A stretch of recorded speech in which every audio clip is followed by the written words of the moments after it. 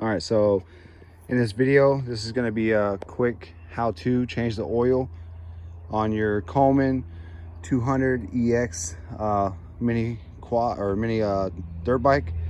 So first things first is you're going to need your oil. Of course, I'm using 1040 synthetic because, like I said in the last video, this is pretty cheap.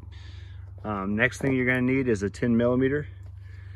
And your drain plug is located right there. I've already started backing it out, so it's directly in the back of your engine, lowest part, without going underneath. And before you drain it, you're going to need to remove the fill plug. The fill plug is located on the opposite side towards the front. After you remove the plug, you're going to let it drain. And of course, this is after running the engine for 35 minutes, letting it warm up.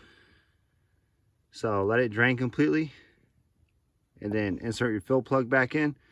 Be sure not to over tighten it because, as with anything, it will strip.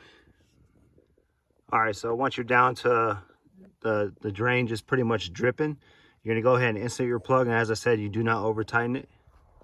All right, so because of the location of the fill plug, you're gonna need to use a funnel with a longer tip that you can put in and bend a little.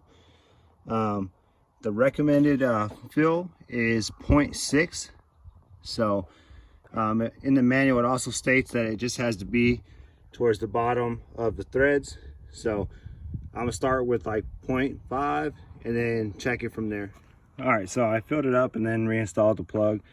Double checked everything. Everything's good. It took right at 0.6.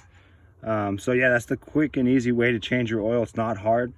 It takes 3 to 5 minutes. All you need is a 10 millimeter and a drain pan, your oil, and a rag to wipe everything up, and you're good to go. So hope this helps somebody.